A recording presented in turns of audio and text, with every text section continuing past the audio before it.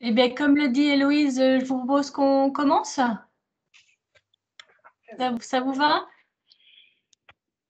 Bien, bah, écoutez, je vais commencer l'atelier. Donc, eh bien, écoutez, tout d'abord, merci de nous rejoindre aujourd'hui à cet atelier qui porte sur les consignes et le réemploi. Et on va faire un bilan des expérimentations.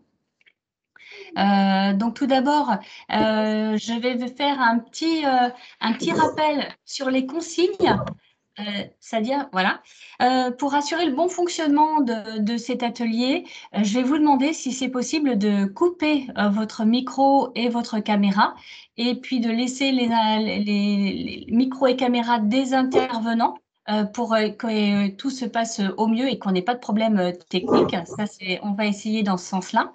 Et puis, pour rappel, vous avez la possibilité de poser vos questions via le chat. Vous avez, en cliquant sur le petit icône qui est en bleu sur l'écran, vous pouvez poser vos questions aux intervenants. N'hésitez pas à bien penser à adresser vos questions à l'un des intervenants. Pour nous, c'est plus facile de la poser directement. Et puis, pour rappel, ce webinaire est enregistré. Et donc, je pense que vous pourrez le retrouver en replay sur les différentes plateformes, certainement sur le site d'Entrepreneurs Bio, peut-être sur le nôtre, mais on vous transmettra les informations nécessaires. Je voulais en premier temps vous indiquer que je suis Véronique Bossière. Je suis salariée de Solutions Éco, qui est l'agence de développement économique en région des Pays de la Loire et notamment missionnée pour le Technocampus Alimentation. Et je suis accompagnée de ma collègue Sadia Etelkadi. Je te laisse la parole, Sadia. Merci Véronique. Du coup, comme Véronique vient de vous le dire, nous faisons partie du Technocampus Alimentation et on va prendre juste une minute pour vous expliquer un peu le contexte et pourquoi on est là à cet atelier aujourd'hui. Donc, on est basé à Nantes, juste à proximité de l'INRAE, d'Oniris, de la Chambre d'agriculture pour ceux qui connaissent, donc dans un écosystème alimentaire très riche. Et on est une initiative qui est portée par la région Pays de la Loire et on est au service de l'innovation, de la recherche et de la compétitivité de l'ensemble des entreprises du territoire ligérien.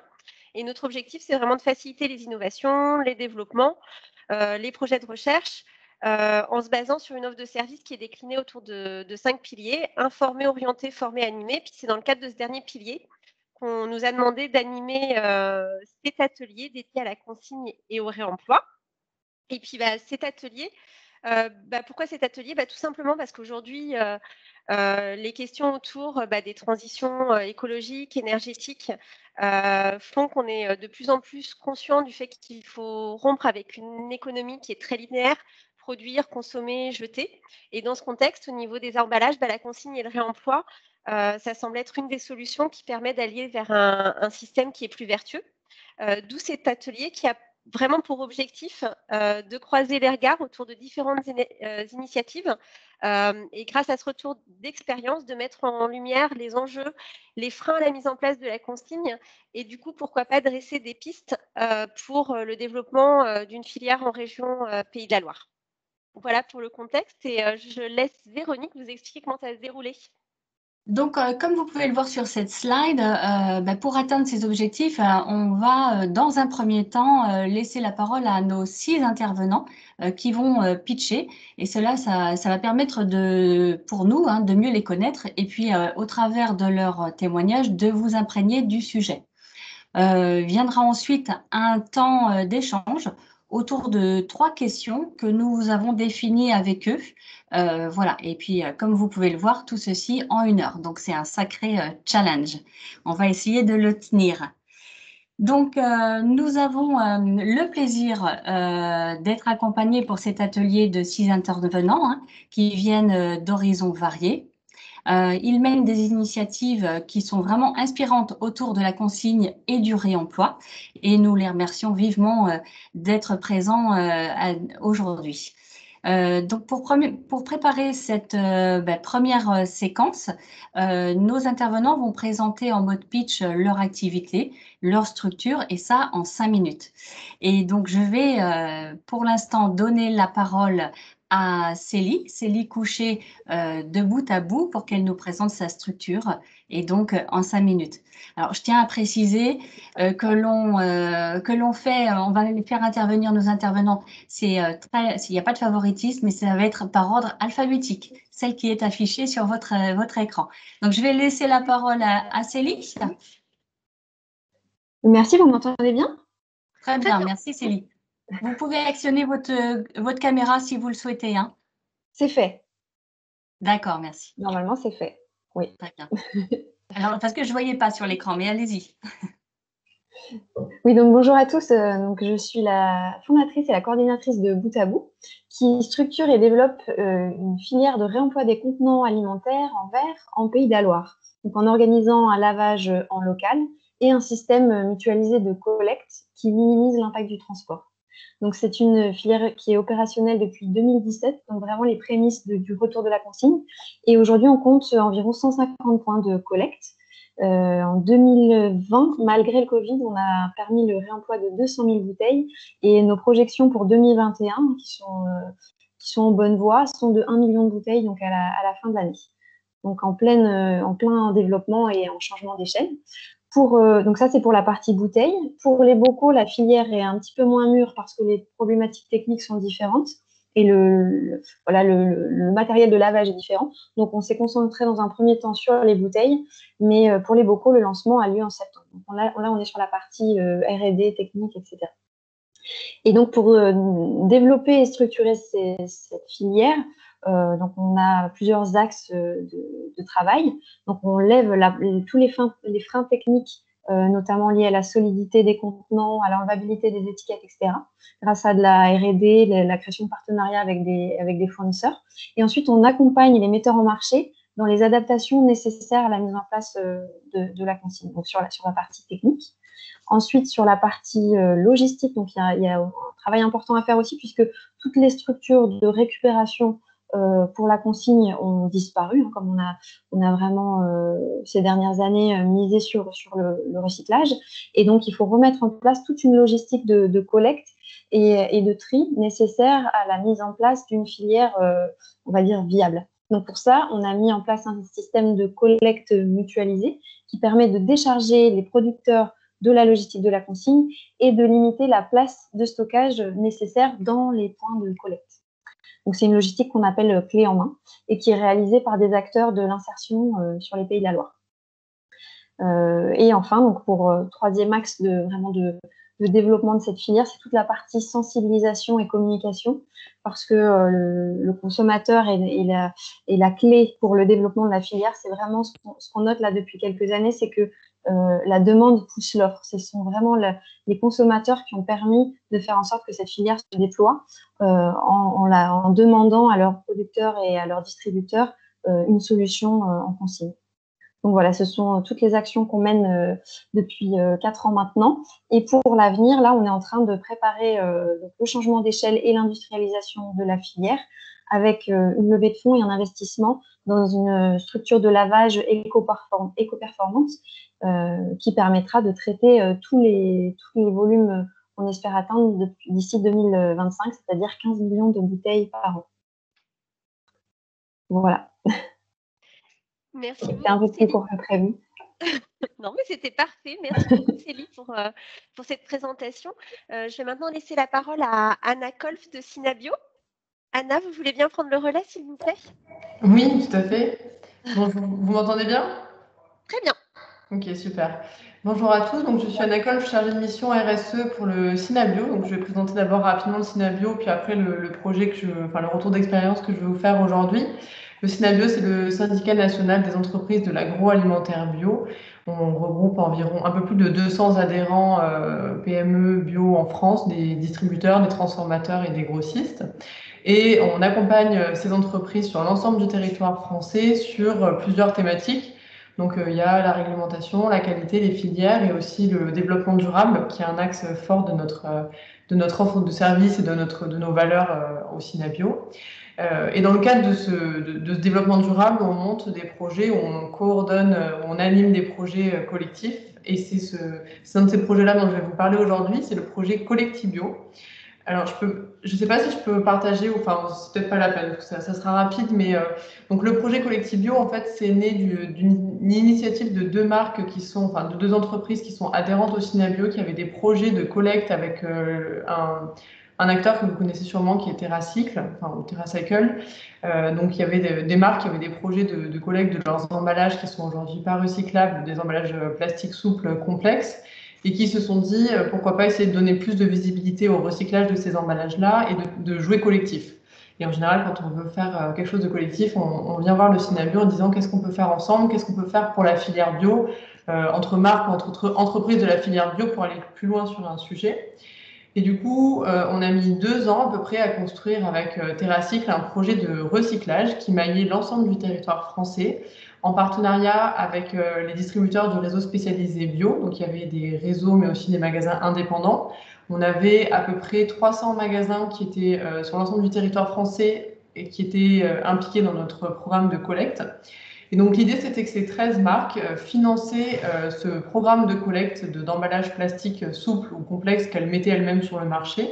Donc on récupérait des deuil packs, des gourdes, certaines coupelles et des films plastiques. Et l'idée, c'était de permettre à leurs consommateurs de ramener en magasin bio les emballages qu'elles mettaient sur le marché. Donc les magasins bio qui étaient engagés dans la démarche. Il y avait un gros enjeu du coup déjà autour de l'implication des magasins et des marques dans ce projet. On n'a eu vraiment pas eu de mal à leur pitcher l'intérêt de s'engager dans une telle démarche et de proposer cette option à leurs clients ou consommateurs. On a eu un très bon accueil aussi des consommateurs puisqu'en première année, on a fait à peu près plus 20% de volume récupéré sur les prévisions qu'on avait fait. Donc on a vu que vraiment les consommateurs étaient prêts à faire un geste en plus, à ramener, à avoir un peu une poubelle à côté, on va dire, pour ramener ces emballages-là bien spécifiques dans leur magasin bio quand ils allaient faire leurs courses. Et on a eu un très bon accueil aussi de la presse, du public et des distributeurs. Donc on travaille avec TerraCycle. En fait, il y avait un système de logistique que nous, on ne gérait pas du tout. On a complètement laissé ça à TerraCycle parce que c'est leur métier aussi et que c'était pas le mien. Moi, j'étais vraiment dans la coordination du projet entre marques, prestataires et consommateurs et magasins. Et donc l'idée, c'était ensuite, il y avait le passage d'un camion dans les points de collecte qui venait récupérer les volumes récoltés par les magasins pour ensuite les amener dans des points de revalorisation, des entreprises partenaires qui ont ensuite revalorisé cette matière en objet d'usage courant. Et donc la collecte a duré pendant à peu près 2 ans. Et pendant 2 ans, on a réussi à récolter environ un peu plus de 2 tonnes de déchets qui ont été ensuite revalorisés par l'entreprise. Et donc on a tous les certificats de revalorisation, etc., qui justifient bien ça. Donc, on a vu qu'il y avait un vrai engouement, un vrai succès autour de ce projet-là. Je parle au passé malheureusement parce qu'il a dû s'arrêter pour des questions techniques, logistiques. On le verra, je pense, dans l'atelier, mais la logistique, c'est un des freins et c'est un des points hyper importants dans ces systèmes de collecte, de consignes, etc. Et je pense qu'on n'était pas assez prêt ou assez solide de ce côté-là. Ça commençait à devenir beaucoup trop cher et surtout, la plupart des marques engagées dans ce programme avaient en parallèle des démarches d'éco-conception qui étaient mises en place et qui ont amené finalement à remplacer peu à peu ces emballages-là, ces emballages non recyclables. Voilà. Merci Anna. Je vais passer la parole à Tiffaine Leblay de la structure Les Boîtes Nomades. Bonjour Tiffaine. Bonjour à tous. Bonjour. La crise sanitaire que nous traversons s'est mise sur le devant de la scène des activités génératrices de déchets dans la restauration, que sont la vente à emporter et la livraison. Pourtant, même avant que le Covid arrive dans nos vies en 2019, c'est plus de 100 boîtes à repas à usage unique qui étaient jetées par seconde. Et les boîtes nomades sont nées de ce constat que la mise en place d'une solution vertueuse d'emballage réemployable et consigné pour remplacer ces emballages jetables, en fait, ça comporte de nombreux freins pour les professionnels de la restauration. Pour en citer quelques-uns, l'investissement dans les contenants durables, le lavage, la dépendance en fait de toute la logistique d'achat, de stockage au geste retour du consommateur qui est parfois un peu aléatoire. Il faut aussi communiquer, éduquer sa clientèle qui n'est pas toujours sensibilisée. Et puis gérer la consigne monétaire qui peut être aussi un frein important pour certains professionnels de la restauration. La mission des boîtes nomades, c'est d'accompagner tous ces acteurs justement à lever les freins et réduire les déchets à usage unique, faciliter le passage à l'action du consommateur vers une consommation responsable et mettre en valeur le tissu économique des Pays de la Loire. Pour ça, on propose un service clé en main de location, logistique et lavage de contenants alimentaires durables. On propose également une plateforme digitale qui est élaborée avec un collectif de 8 initiatives de consigne en France et qui va nous permettre de dématérialiser la gestion des stocks, de gérer la consigne en direct avec les clients finaux et d'avoir un suivi d'impact de la solution en termes de réduction des déchets.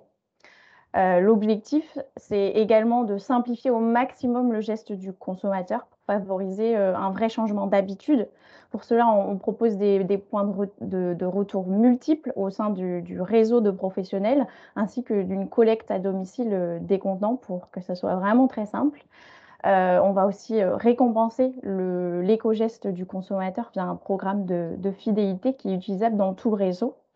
Et toutes ces actions, toute cette communication autour du réseau de restaurateurs et cette mutualisation, ça va aussi donner de la visibilité à la démarche engagée du professionnel et lui permettre de capter aussi une nouvelle clientèle qui va être en plus fidélisée par l'usage de ces boîtes consignées. Par exemple, à Nantes, sur 433 personnes interrogées, il y avait plus de 80% des gens qui considèrent qu'une offre de consigne dans un restaurant, c'est un argument supplémentaire pour le choisir par rapport à un autre. Voilà, les solutions des boîtes nomades, elles sont aussi pensées et développées collectivement avec des partenaires locaux tels que les coursiers nantais pour la logistique de centre-ville, par exemple, Now Food, qui est une scope éthique concurrente de Uber Eats, par exemple, pour la livraison de repas à domicile, et en mutualisant la logistique et les retours d'expérience avec d'autres acteurs tels que Boutabout ou Berny qui sont présents aujourd'hui. Aujourd'hui, les boîtes nomades, nous sommes lauréats de l'appel à projet économie circulaire de la région Pays de la Loire. Et avec ce soutien, on va étendre notre expérimentation qu'on a lancée il y a un mois, qui compte déjà 11 professionnels au sein de Nantes Métropole, et une expérimentation en cours de développement sur la Vendée également. Donc voilà, je vous invite à nous contacter pour avoir plus d'informations sur le projet, développer de nouveaux partenariats et puis parler de nous parce que tout le monde peut devenir ambassadeur de cette nouvelle solution de réemploi. Merci beaucoup, Tiffaine. Sandrine, est-ce que vous voulez prendre la suite pour nous parler de Divem Logistics et de vos initiatives? Oui, tout à fait, merci. Bonjour à tous. Donc, en fait, moi, je suis donc la fondatrice de l'entreprise Divem Logistics. On a deux activités. Une activité de bureau d'études et d'ingénierie dédiée pour accompagner les industriels sur tous leurs projets supply chain et logistique. Et dans ce cadre-là, je vais témoigner effectivement d'un projet de traçabilité RFID qui permet de gérer 50 000 bacs et containers réutilisables. Là, on est plutôt sur du bac pour la filière maritime. Et le deuxième axe d'activité qu'on a lancé il y a 2 ans, on s'est lancé dans l'édition logicielle d'une solution, d'un système de gestion pour réutiliser des matériaux, notamment des chutes de production. C'est ce qui nous a valu le fait d'être lauréat très récemment sur la partie AAP économie circulaire. Voilà. Donc, concernant le projet de traçabilité RFID qui permet de gérer 50 000 bacs réutilisables, c'est effectivement un projet qui permet aux criées de Cornouailles, donc dans le Finistère, c'est 25% de la pêche française. J'ai un petit écho juste dans le fond, j'espère que ça ira si vous m'entendez bien. On met en exploitation le système dans 3 semaines. On a démarré en 2019. Donc, la particularité de ce projet-là, c'est effectivement qu'on est sur un projet B2B en environnement contraint avec 6 ports et 2 centres de lavage. Voilà, donc sachant que la consigne, la mise en place du système effectivement de consigne, c'est une première étape, mais c'est la vraie difficulté ou le vrai point d'achoppement sur un projet comme celui-là, c'est la déconsignation. Voilà, consignation, déconsignation. Parce que le fait de faire partir les bacs, c'est une chose. Le plus difficile, c'est de les faire revenir et de les rendre circulaires. Et là, du coup, ça nécessite effectivement, pour compléter ce que disaient tout à l'heure nos intervenants, ça nécessite une traçabilité, un suivi et des flux, vraiment une mise en place de flux. Donc, c'est un projet qui est basé sur 3 axes clés. Le process métier sur les flux, le système d'information, donc l'information, la capacité à gérer l'information pour derrière piloter, maîtriser, gérer. Et le troisième, c'est dans le cadre de la RFID là, c'est le process de tagging, donc la lecture des contenants pour permettre une déconsignation. Voilà. Donc projet vitrine en France. Avec aussi la particularité, c'est qu'on a un système d'encodage donc de normalisation en fait sur l'étiquetage de la RFID, code à barre plus RFID, qui permet aussi l'interopérabilité du système demain avec d'autres régions ou d'autres ports. Voilà. Et on travaille pour cela, on s'appuie sur les normes de GS1, d'un organisme 150 dans le monde, hein. Il y a GS1 France et GS1 étant très présent dans la grande distribution.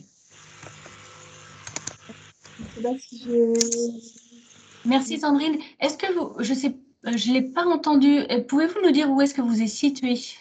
Ah pardon, on est basé à Nantes, le siège social est à Nantes. D'accord, ok, très bien. Merci. Donc merci Sandrine. Je vais passer la parole à Claire Nijdam de Berny. Est-ce que Claire, vous pouvez nous présenter votre structure? Avec plaisir. Merci Claire. Donc Claire Nijdam, je suis la cofondatrice de Berny, qui est une société aussi située à Nantes. Création 2020. Nous, chez Berny, on s'est donné comme mission d'aider en fait les industriels de l'agroalimentaire et les enseignes de la grande distribution à passer le pas du réemploi. Parce que le constat, c'était que quand on est un industriel ou une enseigne, ça peut être compliqué à son échelle de passer le pas du réemploi. Il faut trouver des contenants, mettre en place la logistique, enfin, voilà, tous les enjeux qu'on va aborder aujourd'hui. Et donc, la façon dont on répond, en fait, et la mission qu'on s'est donnée, c'est vraiment, nous, de concevoir des contenants qui sont en inox, qui sont standardisés, pour les mettre à disposition de nos clients, de développer aussi le système de consigne, enfin, qui permet la consigne et la déconsignation auprès des consommateurs finaux, et tout le système de collecte et de lavage qui va avec, qui permet le réemploi en fait des contenants. Donc, nos clients, je vous l'ai dit, ce sont les enseignes de la grande distribution. On a commencé une première expérimentation au nord de Nantes, dans un hypermarché où en fait on livre nos contenants et ce sont les bouchers, les poissonniers qui mettent leurs produits dedans et qui les mettent dans des bacs libre-service dans les magasins. Donc le test avait vocation vraiment à voir comment se comportaient les clients avec des contenants consignés, si le montant de la consigne était un frein, si ils avaient bien compris où le rapporter, compris s'il fallait le rapporter, etc. Donc, on a mené cette expérimentation pendant 2 mois et les résultats pour nous sont satisfaisants parce que sans rien faire, sans rien expliquer, sans aller à la rencontre du client, ce qu'on a pu remarquer, c'est qu'en fait, la consigne semblait être une évidence pour eux. Là où on avait prévu de mettre 200 contenants en circulation sur 2 mois de test, on en a finalement mis 200 contenants par semaine sur 2 mois de test, avec un taux de retour qui a été progressif tout au long du test, pour arriver à aujourd'hui à environ 60% de taux de retour sur des contenants qui ont des consignes de 2 € et 3 € pour 2 formats différents. Donc voilà, donc ça c'est un premier test qui pour nous est concluant. On continue de développer dans d'autres magasins pour continuer des tests et on est sollicité par des enseignes de la grande distribution pour mettre ça réellement en place à partir de l'automne, puisque il nous faut encore quelques mois pour nous fabriquer nos propres contenants pour les mettre ensuite en circulation. Donc ça c'est la partie GMS, et ensuite il y a la partie industrielle. Donc on a la chance de travailler avec des partenaires de l'industrie agroalimentaire pour travailler sur la faisabilité technique de mise sur ligne de production d'emballages réutilisables, comment on gère la pasteurisation, la stérilisation, etc. Comment on rend le contenant hermétique. Donc ça, c'est pour les contraintes industrielles. Et ensuite, on travaille aussi avec eux sur les contraintes liées, qui sont soulevées par les équipes commerciales, les équipes marketing. Voilà, comment je fais pour injecter ce contenant réutilisable ensuite dans mon circuit de distribution. Donc ça, c'est un travail qui est en cours et qu'on mène à bien pour pouvoir demain mettre des produits industriels dans des contenants réutilisables. Merci beaucoup Claire pour ce résumé. Puis on va passer pour finir à Yann Thielin de Box City pour le dernier pitch. Du coup, vous êtes l'homme de la situation, l'homme du groupe. C'était très féminin jusqu'à présent, donc on rééquilibre un peu. Effectivement, bonjour à toutes et à tous. Alors, j'espère que vous m'entendez bien. Oui, on s'entend bien. Très bien. Écoutez, donc oui, Yann Thielin, donc je suis cofondateur de Box City que j'ai créé avec mes associés Élise et David que vous voyez autour de moi sur la photo. Donc Box City, c'est une entreprise de l'ESS, donc du secteur de l'économie sociale et solidaire. Donc nous sommes basés historiquement à Bordeaux. Donc depuis 2019, notre mission en fait est d'apporter une alternative aux emballages alimentaires à usage unique en développant une filière de réemploi de contenants alimentaires. Donc on a commencé sur Bordeaux, la métropole bordelaise, et au fur et à mesure, on s'étend sur le département de la Gironde et la région Nouvelle-Aquitaine. Donc on apporte une solution clé en main aux professionnels dans le but qu'ils puissent, au fur et à mesure, remplacer tout ou partie de leurs emballages à usage unique par des emballages réutilisables. Donc initialement, on adressait notre service à la restauration commerciale, donc principalement aux restaurants qui proposent leur service sur le temps de la pause déjeuner pour de la vente à emporter. Et au fur et à mesure des sollicitations, des rencontres et d'identification de nouveaux gisements, donc d'activités qui utilisent énormément d'emballages à usage unique, on a étendu en fait notre service à d'autres secteurs que sont donc la restauration collective, les industriels de l'agroalimentaire et des enseignes de la distribution. Donc, on a commencé donc, sur la restauration commerciale, ce qui nous a permis d'acquérir en fait une expérience pour du coup maîtriser toute la chaîne nécessaire au caractère réutilisable des contenants. Et aujourd'hui, on en est venu en fait à intégrer toutes les briques nécessaires donc, pour avoir cette boucle réutilisable. Donc, on maîtrise la chaîne de valeur qui va donc, des approvisionnements des contenants, donc, sachant que nous, principalement, on utilise des contenants en verre trempé fabriqués en France. Sachant que la plupart de nos autres fournitures nécessaires à notre activité sont aussi achetées en France. On maîtrise la logistique en s'appuyant en fait sur des sociétés partenaires. Donc, comme l'a dit tout à l'heure Tiffaine des boîtes nomades, nous aussi à Bordeaux, on a la chance d'avoir des coursiers qui s'appellent les coursiers bordelais, pas les coursiers nantais, mais c'est exactement le même principe. Donc, on est sur un modèle de coopération d'acteurs pour la logistique, parce que en fait, avec mes associés, on est parti du principe au niveau logistique, en tout cas, il y a tellement d'acteurs et tellement de flux existants qu'on n'a pas moyen, il n'y a pas de nécessité, d'ajouter un véhicule ou des véhicules supplémentaires pour pouvoir gérer nos flux. Ensuite, après la logistique aller-retour, on assure le nettoyage. Donc, on était sur un modèle pareil en sous-traitance. Et vu qu'on ne trouvait pas notre bonheur, en tout cas sur Bordeaux et la région Nouvelle-Aquitaine, pour pouvoir sous-traiter le nettoyage, on a pris le parti d'internaliser. Donc, on est devenu un petit peu des pros de la vaisselle. Donc, on a une première station qui est opérationnelle depuis plusieurs mois dans Bordeaux Hypercentre, ce qui nous permet de rester en mobilité douce pour assurer les livraisons et les collectes chez nos clients. On a une deuxième station qui, là, du coup, sera d'envergure beaucoup plus importante et de dimension industrielle, qui est en cours d'installation et qui permettra de rayonner sur la région Nouvelle-Aquitaine. On a également développé, pour faciliter aussi la collecte, donc, tout à l'heure, il y a quelqu'un qui parlait de la déconsignation, donc on a développé, c'est mon associé David qui a développé une borne de collecte digitalisée, ce qui permet en fait aux utilisateurs, aux usagers finaux de déposer en fait à n'importe quel moment leurs contenants consignés dans plusieurs lieux. Et ensuite, la dernière brique que nous venons de finaliser et qui sera très prochainement déployée, en fait, c'est un système d'information assez robuste que l'on a développé en propre et qui nous permet en fait à la fois de gérer nos flux logistiques et aussi d'assurer la traçabilité de nos contenants. Et cet outil-là nous permet notamment de suivre nos indicateurs d'impact et de pouvoir fournir de la donnée, parce que c'est très important, tout le monde aujourd'hui est friand de data, comme on dit. Et donc, avec cet outil-là, on est en mesure de fournir des données à nos clients pour qu'ils puissent notamment communiquer dessus. Donc ça, on va dire que c'est la partie très opérationnelle de Boxity, sachant que en amont de la mise en place de la solution, il y a toute une phase qui est très importante d'accompagnement auprès de nos clients et auprès des clients de nos clients, parce qu'on est sur un secteur B2B2C, donc qui est un peu particulier.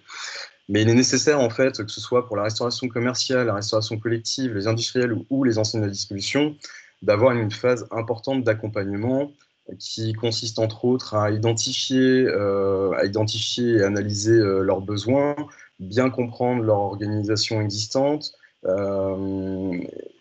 se projeter pour voir avec eux dans quelle mesure on pourrait intégrer des contenants réutilisables dans leur process, dans l'organisation existante, sans que ça chamboule l'organisation telle qu'elle existe aujourd'hui.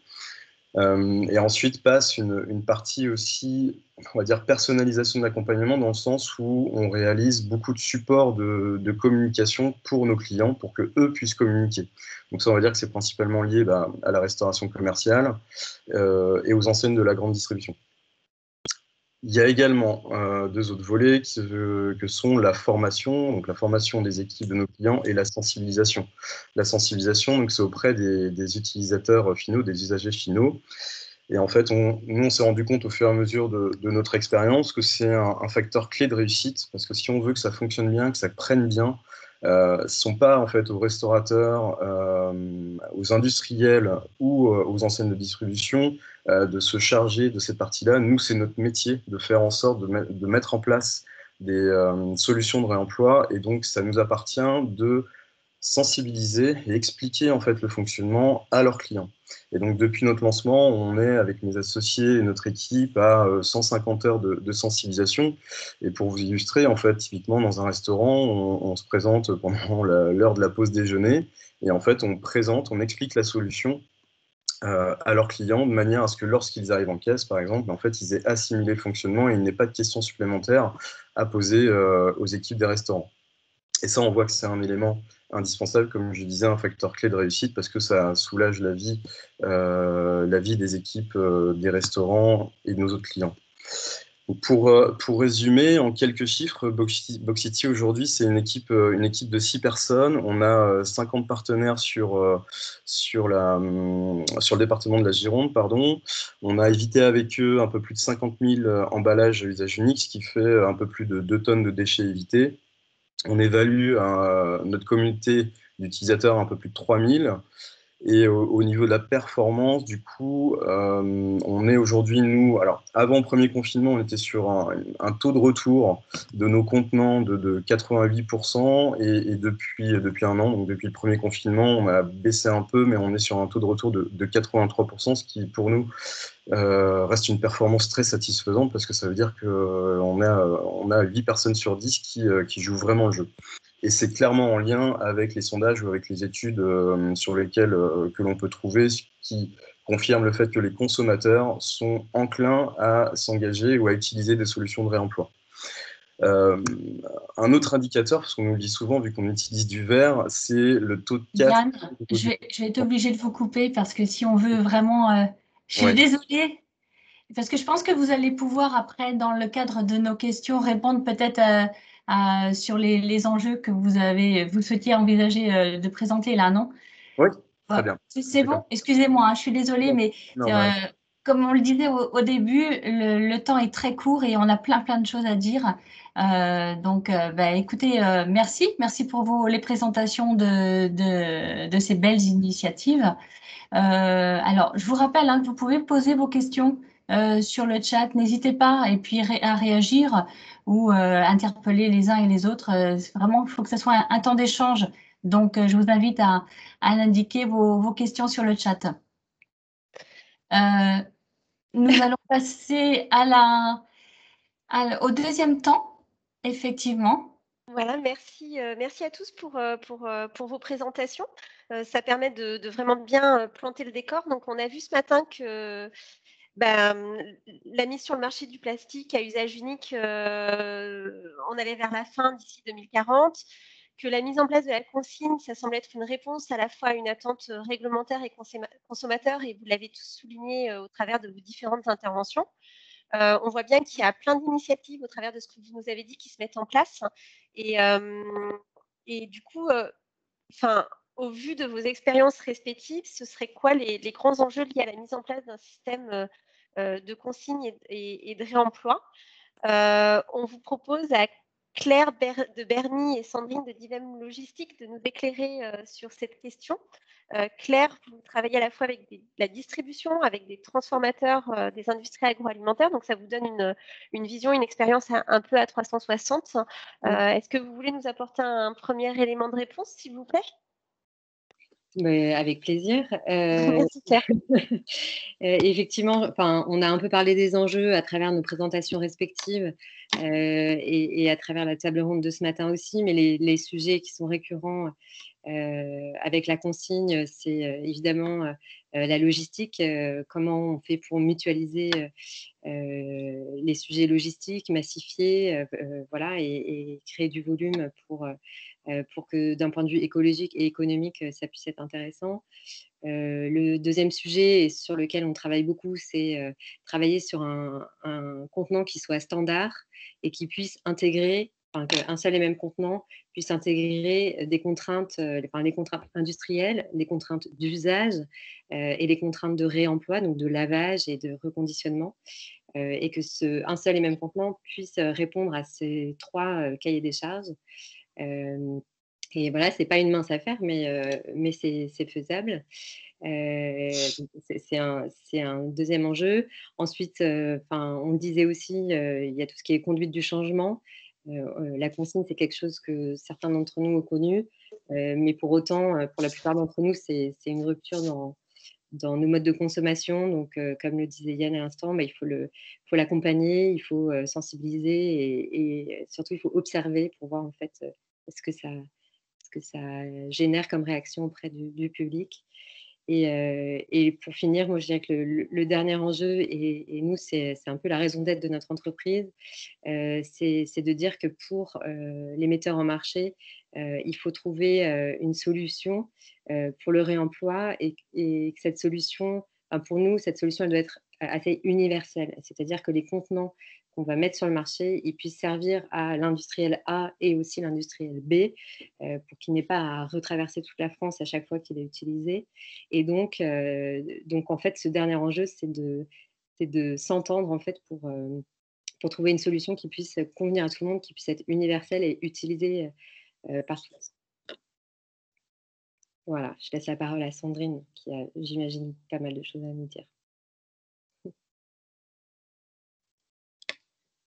Il y a votre micro, Sandrine. Ah oui. Votre micro est coupé, je crois, Sandrine. Oui, tout à fait. Alors, jusqu'à il n'y a pas très longtemps, on était encore voisins et on était à 3-4 mètres de nos deux entreprises. Non, merci, c'est très complémentaire en fait et proche aussi de notre retour. Alors, c'est vrai que nous, le retour d'expérience et d'expérimentation, c'est qu'on est nous sur un projet B2B. Effectivement, qui permet la circularité des emballages entre l'acheteur, le producteur, le pêcheur en l'occurrence, et l'acheteur, le marailleur. Donc, on est sur 3 types d'enjeux. Le premier sur le projet, c'est qu'il y a 15 000 bacs par an qui disparaissent. 15 000 bacs, les bacs... Pour le pêcheur, c'est leur outil de travail. Hein. Sans bac, c'est très compliqué. Ils peuvent pas gérer. Donc, c'est un stress permanent de savoir est-ce que je vais avoir des bacs pour travailler. Voilà. Donc, on est 15 000 bacs par an à 10 € le bac minimum. Donc, ça représente un coût sur chaque année.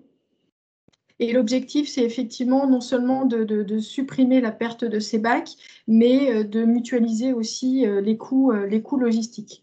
Donc le deuxième enjeu majeur, c'est un enjeu technique. Logistique, effectivement, où là, il y a toute une définition des flux logistiques entre la collecte, pour amener les bacs propres, les bacs sales, les faire ramener. Donc, c'est tout la logistique du retour, de l'aller, mais aussi du retour. Ce que j'expliquais tout à l'heure avec les enjeux de consignation et déconsignation. Et c'est là que le problème se pose, c'est que vous parlez tout à l'heure des taux de retour, ben c'est là on a des fuites dans les circuits, il y a des fuites et les bacs disparaissent. Donc il faut bien identifier les fuites, l'enjeu d'identifier les fuites et de pouvoir ensuite agir pour se dire finalement qui ne les ramène pas et qui sont les profils qui ne les ramènent pas, pourquoi finalement. Donc ça, c'est un point clé. Et effectivement, si on veut, en fait, l'autre point, c'est la conduite du changement, en effet. C'est-à-dire que finalement, le risque dans le projet, il se portait du côté des producteurs et des acheteurs. Parce que mettre en place un bac qui est réutilisé, ça nécessite pour les acheteurs, ça génère un impact pour eux dans leur système de gestion. Parce que derrière, en fait, le système, on est en FIFO, en mode de circulation FIFO.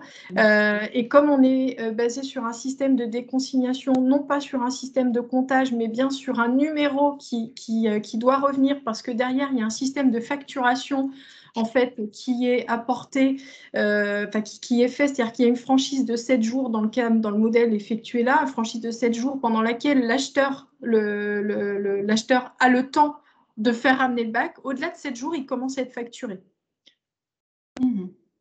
Ça, c'est le modèle qui a été mis en place. Voilà, avec par exemple 1 euro par jour le bac. Donc, c'est aussi le modèle qui a été choisi pour forcer, on va dire, et conduire au changement, forcer les acheteurs à ramener les bacs. Avec derrière, effectivement, le système de gestion d'alerte qui permet à un acheteur de savoir où il en est. Il a une jauge, voilà. Le dernier enjeu, il est environnemental, évidemment, parce que permettre la circularité, c'est autant de matériaux, de matières qu'on évite de réutiliser, surtout sur des bacs plastiques pour la pêche aujourd'hui, comme ça l'est, parce qu'on est sur des contraintes environnementales assez fortes avec de l'humidité, du froid, et on a effectivement des bacs qui circulent en permanence entre les ports. Donc, c'est aussi l'intérêt du système. Voilà, dans un premier temps, sur les enjeux, on peut répondre aux questions. Il y a tous les enjeux liés aussi à l'alimentarité. Chez Divem, vous transportez des produits de la mer. Nous, on conditionne en magasin des produits viande, poisson. Donc, il y a des normes d'hygiène à respecter, des normes d'alimentarité aussi à respecter. En fait, il y a des enjeux à chaque étape. Je pense qu'on n'a pas assez de la journée pour lister les enjeux liés à la consigne. Le sujet, effectivement, il y a un gros sujet en ce moment, on le vit. On est à 3 semaines de la mise en exploitation et là, les équipes sont en train de faire les tests techniques. En fait, il y avait une question de poser, il y avait des défauts de lecture en fait, sur les tags et la question se posait, est-ce que ça vient des tags en eux-mêmes ou est-ce que finalement ça vient du système technique qui lui est aussi défaillant ou pas suffisamment paramétré pour pouvoir permettre cette lecture-là. Donc il y a dans ce cadre-là, B2B, il y a une dimension technique qui n'est pas à négliger pour s'assurer d'une bonne lecture des contenants. Comme là, on est sur du volume, la partie RFID, enfin la technologie RFID permet d'automatiser et de convoyer en masse en fait ces contenants. Merci. Excuse-moi, Sadia, tu voulais dire quelque chose? Je voulais juste remercier Claire et Sandrine. Vas-y, il doit y avoir des questions, je ne vois pas le chat. C'est pour ça.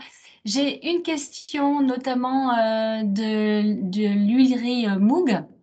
Dans le cas des consignes pour de l'huile, le lavage doit-il être différent ou cette étape peut-elle être commune avec tous les autres contributeurs? Et est-ce que vous auriez des retours d'expérience dessus? Nous, on n'a pas essayé. Ah, tu peux répondre. Célie peut répondre de bout à bout. Ouais. Oui, justement, on lave des bouteilles d'huile, mais par contre, il y a une particularité, c'est que l'huile entraîne un risque de saponification du bain de lavage. Donc, en fait, on lave ces bouteilles 3 fois dans l'année au moment de la vidange du bain de lavage. Donc, c'est un peu plus contraignant que le reste, mais ça se fait très bien. Voilà. Est-ce que ça répond à votre question, Laurine? On va dire Oui, que tout à fait. Merci beaucoup. D'accord, merci. Moi, je suis complètement naïve et j'avais une question concernant le système technique, Sandrine. Est-ce que c'est un système technique que vous avez mis en place vous-même ou que vous aviez déjà avec vous ou que vous avez fait appel à un prestataire? Comment ça se passe, ces éléments de traçabilité? Alors, en fait, nous, on est intervenu sur le cahier des charges, sur la définition, la conception du système, la formalisation des flux et la définition du process. Effectivement, dans ce cas de figure, il y a 3 axes clés. Il y a le process métier, il y a le système d'information et le process de tagging. Et là, en fait, il y a un intégrateur technique qui, lui, installe en fait les antennes, qui installe derrière les systèmes de convoyage, qui installe tout c'est du stick derrière, enfin voilà, du matériel évidemment, mais il y a plein d'autres marques qui font ça. Donc, il y a un intégrateur technique qui fait la technique. Par contre, toute la compétence métier, elle est fondamentale et ça a été, je pense, c'est le point commun qui a été évoqué par tout le monde, c'est les flux, la logistique, les flux. Oui, tout à fait. Alors, j'ai une autre question. Donc, en général, les collectes de contenants vides sont-elles réalisées à la demande ou de façon régulière? Peut-être une autre. Qui peut répondre? Nous, chez Berny, en ce qui nous concerne en magasin, en fonction de la volumétrie de contenants qu'on met en circulation, on propose au magasin de passer 1 à 2 fois par semaine. Donc, c'est régulier, en fait. Et côté bout à bout, c'est à la demande. Mais par contre, on aura des systèmes de tournée qui permettront aussi des collectes sur passage de manière régulière. Pour l'instant, c'est à la demande, quand les bacs sont pleins. Ok. Est-ce que vous avez connaissance d'initiatives de consigne dans l'Aude ou en Occitanie? Je pense que c'est Consigne Up en Occitanie. Je vais vérifier ça. Mais je sais qu'il y a un acteur de la consigne sur ce territoire. Bon, dans ce cas, on vous transmettra les coordonnées par la suite. Très bien. Désolée, c'est OC Consigne. OC apostrophe Consigne en Occitanie. Ok. Et vous avez possibilité de le mettre dans le chat, Célie? Oui. Ça sera très bien. Bon, j'ai une autre question. Quel est le taux de casse moyen constaté lors des collectes?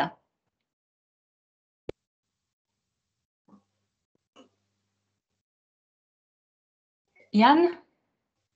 Non?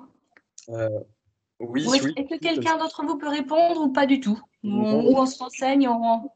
C'est le point que je voulais aborder tout à l'heure.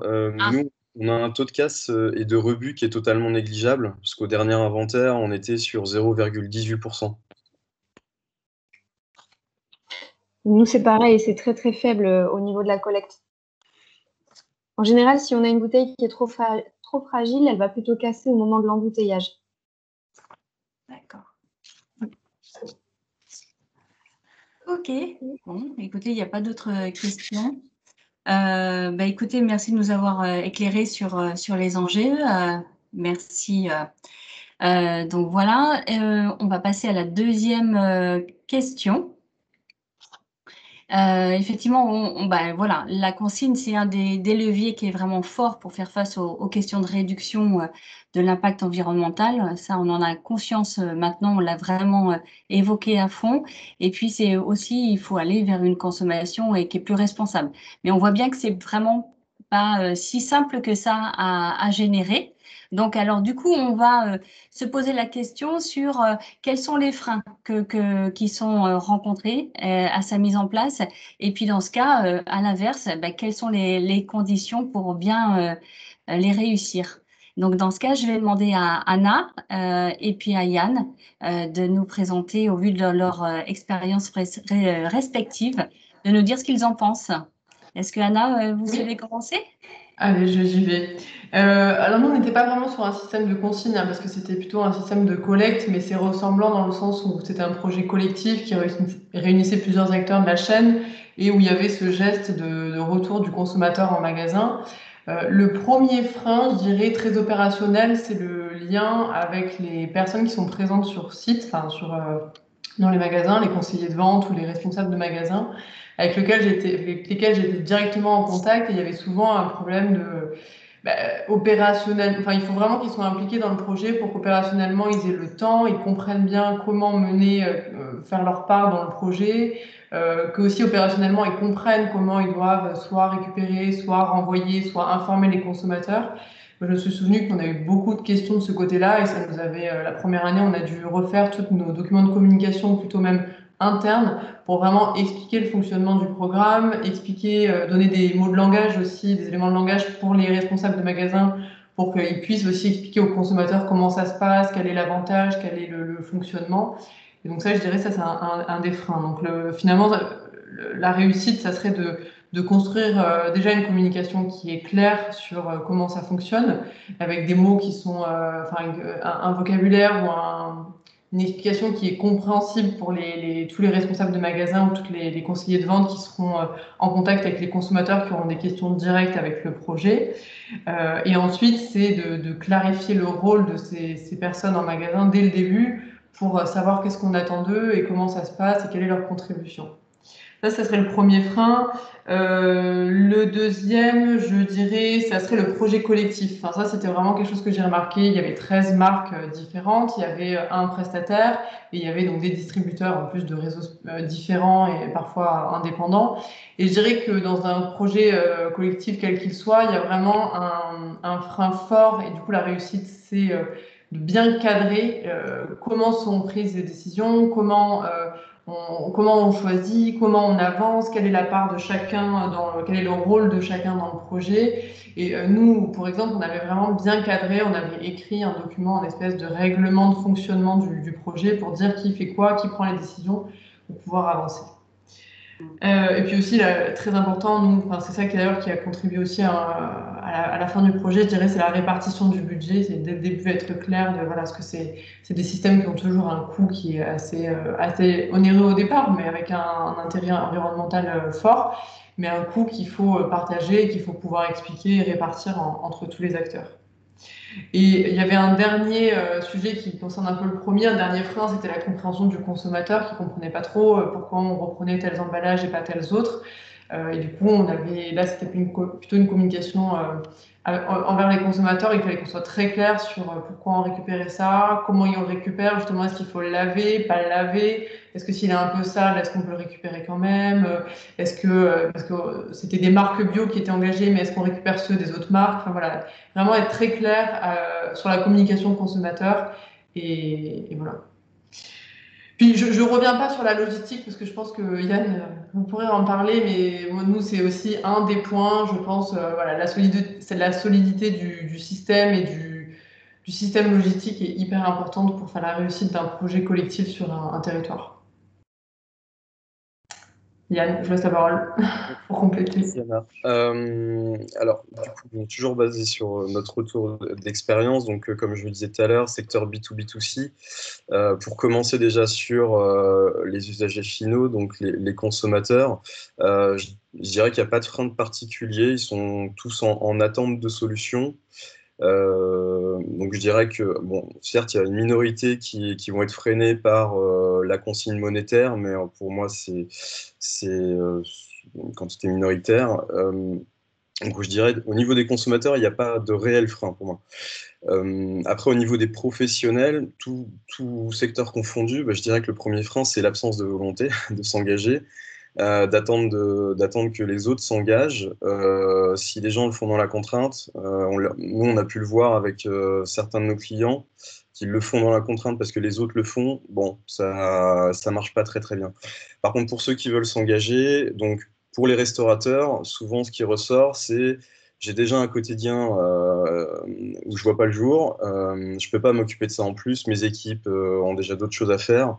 Donc, j'aimerais bien, mais j'ai pas le temps.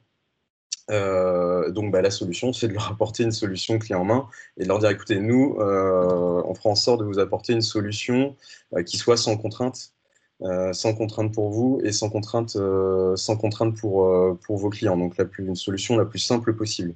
C'est ce qu'on met, hein. Nous, du coup, c'est simplifier l'usage de la consigne au quotidien. C'est un petit peu notre leitmotiv.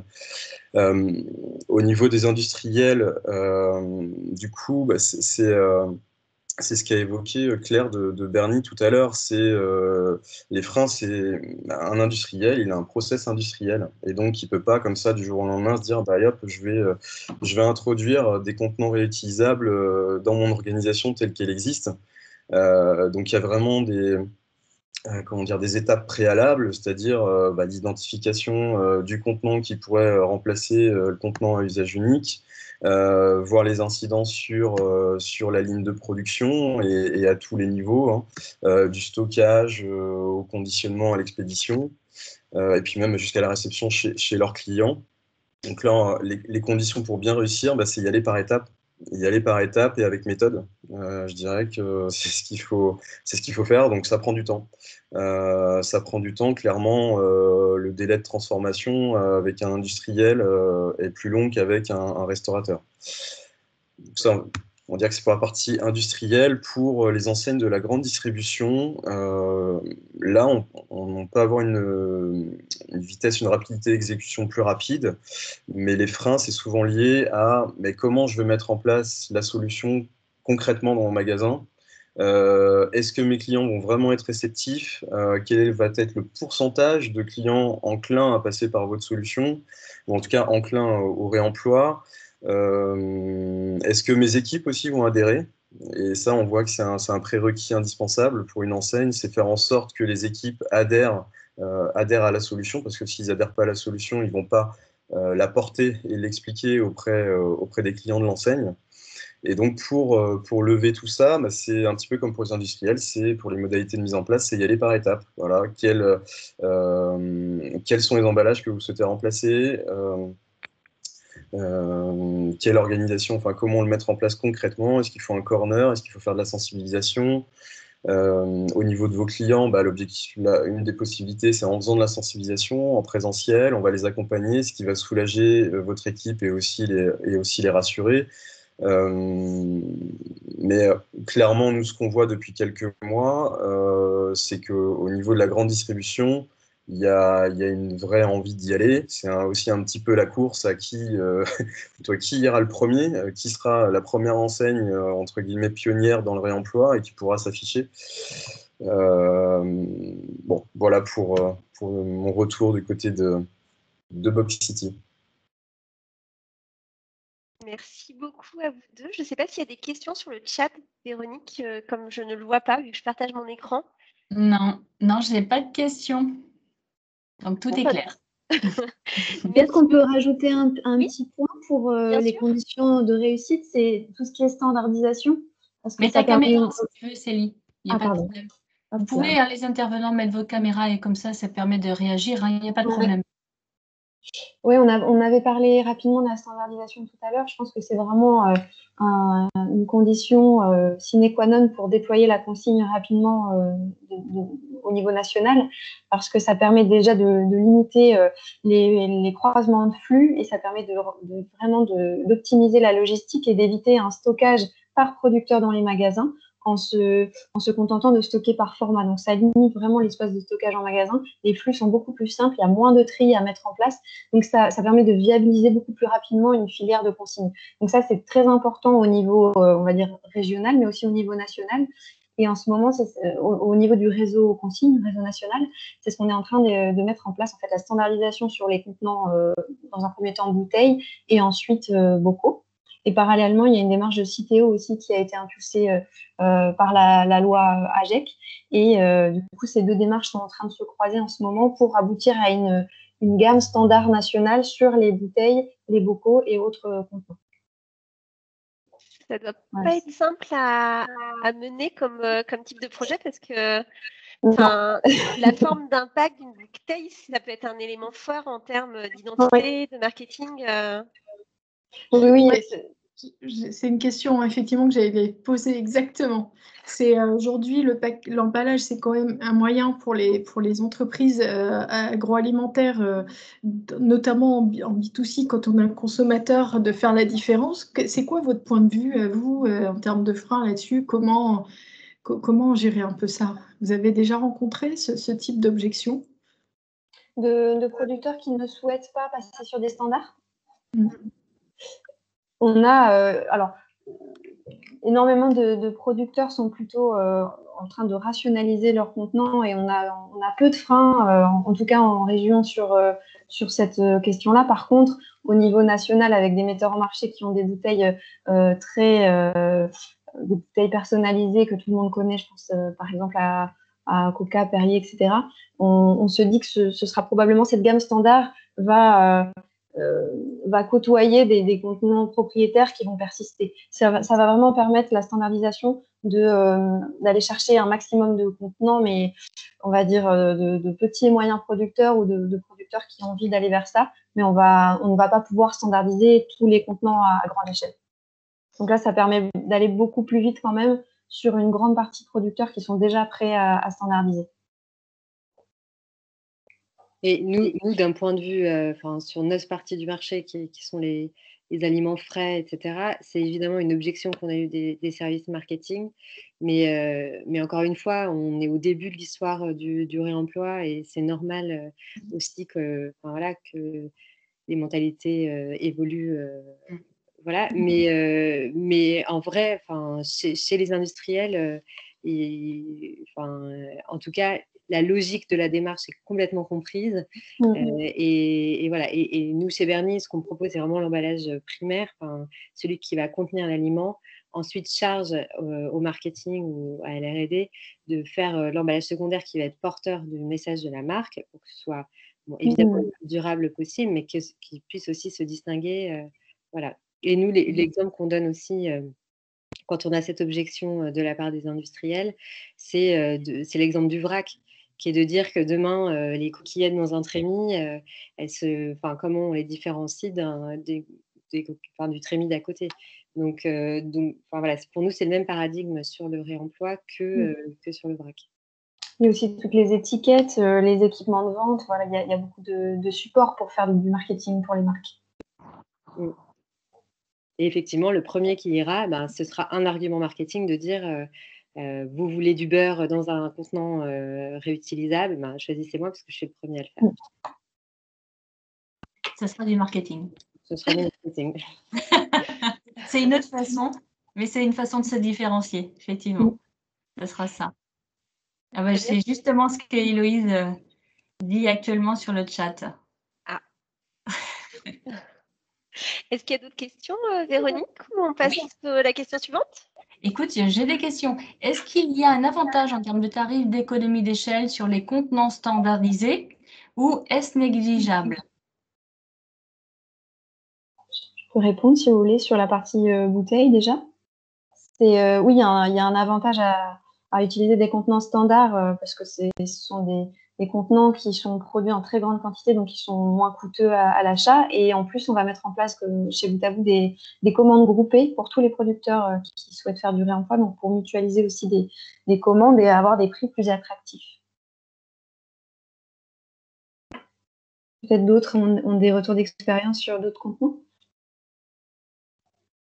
Moi, je fais la même réponse. Nous, dans la mesure où on fait aussi fabriquer un contenant, le but, c'est d'avoir une gamme de contenants la plus large possible, tout en étant la plus restreinte possible, dans cet objectif-là de faire fabriquer du volume et de pouvoir le rendre complètement universel. Ok. Est-ce que des bouteilles teintées sont-elles envisageables ou y a-t-il des freins à leur mise en place? En termes de standardisation? Si c'est le cas, si la question concerne la standardisation, oui, il y a des freins parce que en général, les industriels aiment qu'on voit leurs produits. Et notamment, c'était une question par rapport à la bouteille fraîcheur. Donc, c'est les bouteilles qu'on utilise pour le lait, les jus, les soupes avec un goulot large. On avait quelques soucis pour trouver une bouteille réemployable sur le marché français qui soit transparente. Et donc, on s'est posé la question d'une bouteille teintée qui existe pour le coup.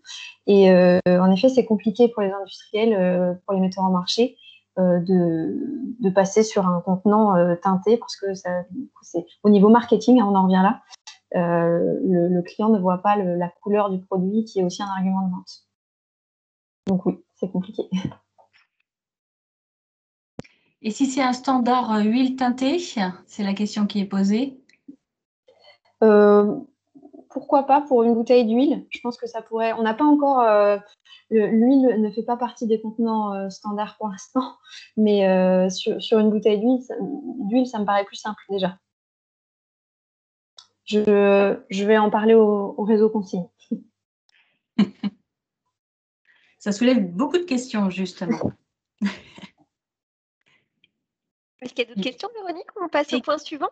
Tu peux passer au point suivant, je n'ai pas d'autres questions. Mais du coup, on va passer à la question suivante. Une des choses qui semble ressortir des différents échanges, c'est que pour la consigne, en fait, une approche territorialisée, ça semble être un peu la norme. On n'a pas l'impression qu'il y ait vraiment d'approche nationale, mis à part, par exemple, sur la standardisation des bouteilles. Et on s'est posé la question de quoi a-t-on besoin, en fait, en région Pays de la Loire, pour développer collectivement la consigne. Là, je vais laisser le soin à Tiffaine des Boîtes Nomades, à Célie de Boutabou et à Yann de Box City de nous éclairer sur ce sujet. Tiffaine, Célie, vous voulez prendre la main sur cette question pour démarrer? Oui. Tiffaine, tu veux commencer ou? Vas-y, si tu veux. Ok. On a vu tout à l'heure, on parle beaucoup de logistique et en effet, c'est un point clé pour viabiliser la filière et proposer des coûts accessibles aux metteurs en marché, mais aussi maximiser l'intérêt écologique du réemploi. Donc, étant donné qu'on a les mêmes points de collecte ou en tout cas des points de collecte communs pour la grande majorité et des contraintes qui sont assez similaires, on pourrait imaginer de mutualiser des tournées, des moyens et des flux logistiques et pourquoi pas un outil de lavage régional qui serait sur une plateforme de tri et de lavage. Donc nous, on a déjà ce projet en cours, donc on pourrait éventuellement proposer le lavage d'autres contenants sur cette plateforme et associer d'autres projets aussi à ce développement. On peut aussi imaginer un collectif qui porterait un message commun, un peu sur le modèle d'un réseau consigne Pays de la Loire, par exemple.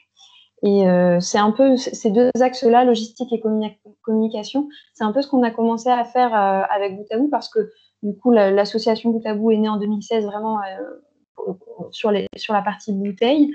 Et assez vite, on a eu des demandes sur la collecte et le lavage de fûts parce que avec l'arrivée massive de microbrasseurs qui profitent justement de cet intérêt du consommateur pour la bière artisanale, on a plein de petits brasseurs qui ne sont pas en mesure d'investir dans des outils de lavage et dans un parc de fûts inox qui coûte 60 € le fût. Et donc, ils nous demandaient si c'était possible qu'on fasse un système similaire de collecte, de lavage et de livraison de fûts.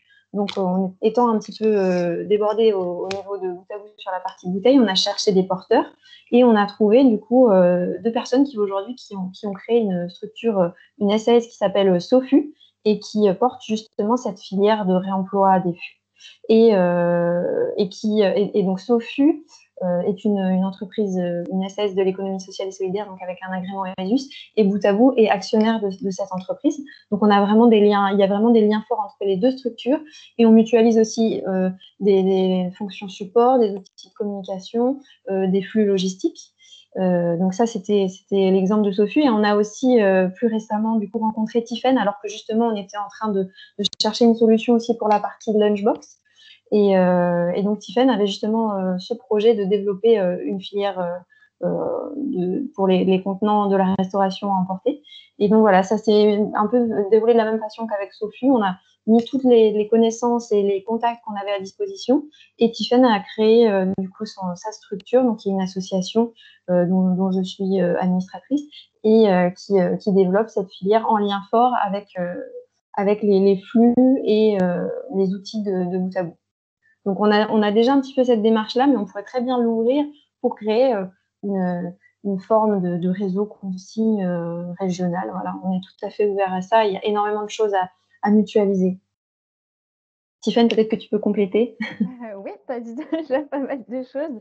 Je pense que voilà, c'est effectivement important de souligner qu'on a tous des solutions techniques qui sont très différentes. On ne lave pas un fût en inox comme on va laver un plat en inox ou un plat en verre. Néanmoins, il y a vraiment des synergies à trouver justement sur la logistique et le lavage, comme Célie a pu le dire. Et là, notamment, on est en train enfin, voilà, on développe des synergies logistiques, notamment via les coursiers nantais, on en parlait, en centre-ville de Nantes, qui vont livrer et collecter des casiers pour bout à bout, mais aussi pour les boîtes nomades. On peut aussi très bien imaginer de simplifier le geste du consommateur, de ramener ses contenants via des bornes de collecte qui soient communes. Par exemple, si on a une galerie commerciale avec des contenants Berny à la poissonnerie et des contenants les boîtes nomades dans les restaurants de la galerie commerciale, on peut tout à fait imaginer une borne de collecte en fait qui pourrait servir à tous. Et ensuite, voilà, emmener tous ces contenants dans une plateforme de tri et de lavage qui soit commune. Donc voilà, Célie en parlait, il y a un avant-projet sommaire de plateforme de tri qui est en train d'être fait pour pouvoir construire cette plateforme d'ici 2022-2023. Et du coup, c'est quelque chose qu'on peut tout à fait mutualiser et communiquer en commun toutes les initiatives de la région et trouver des synergies. Merci beaucoup, Tiffen. Yann, comment ça se passe du coup en région Nouvelle-Aquitaine? Est-ce qu'il y a des initiatives qui permettent comme ça de mutualiser les différents dispositifs et de développer collectivement ce système de consigne sur Bordeaux ou ailleurs en région Nouvelle-Aquitaine?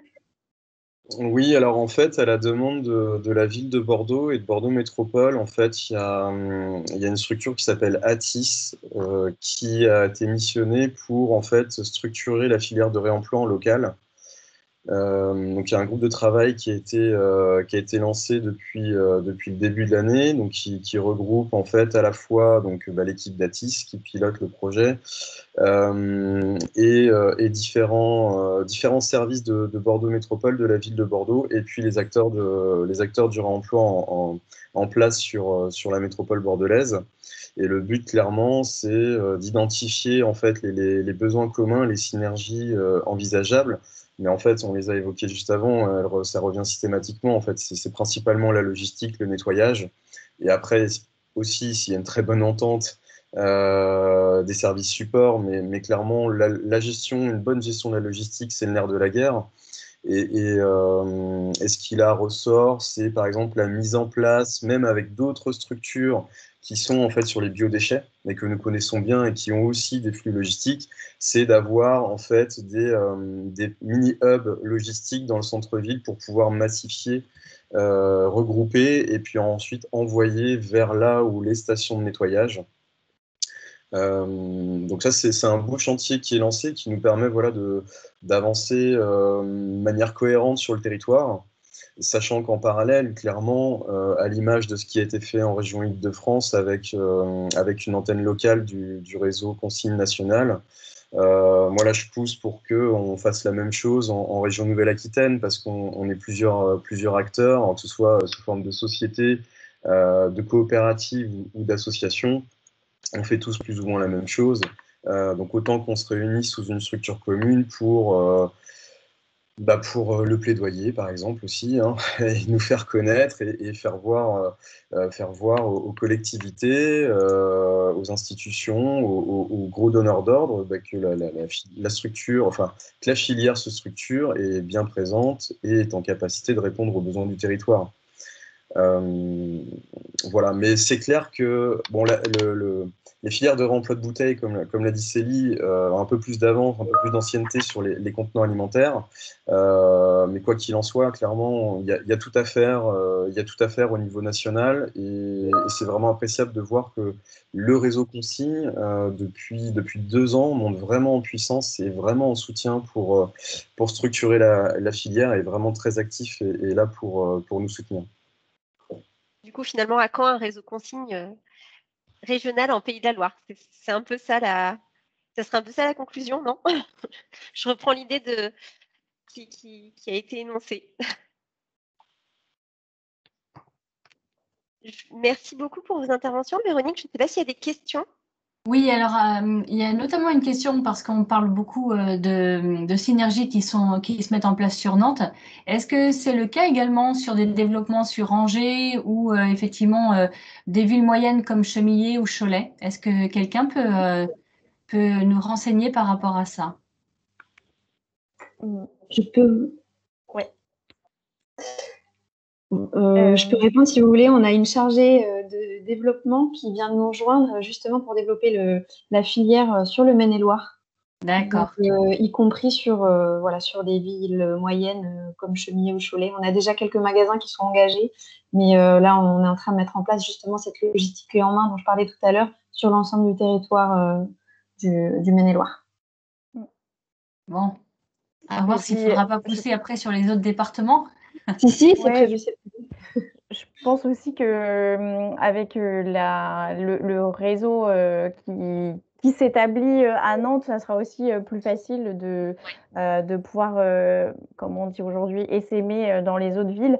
Par exemple, là, avec l'expérience qu'on a sur la filière à la fois bouteilles, fûts, bocaux et lunchbox à Nantes, ça nous a permis auprès d'un acteur comme Trivalis en Vendée de commencer à développer une expérimentation sur la région Vendée qui développe la totalité des filières en même temps puisqu'elles sont déjà pré-développées en fait à Nantes, et donc on peut les développer ailleurs aussi de manière plus facile.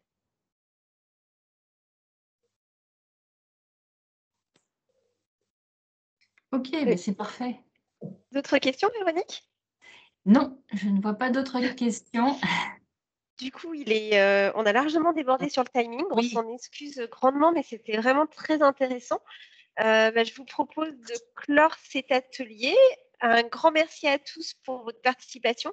Un grand merci vraiment à nos intervenants aussi pour leur disponibilité, ces échanges très riches, leurs éclairages.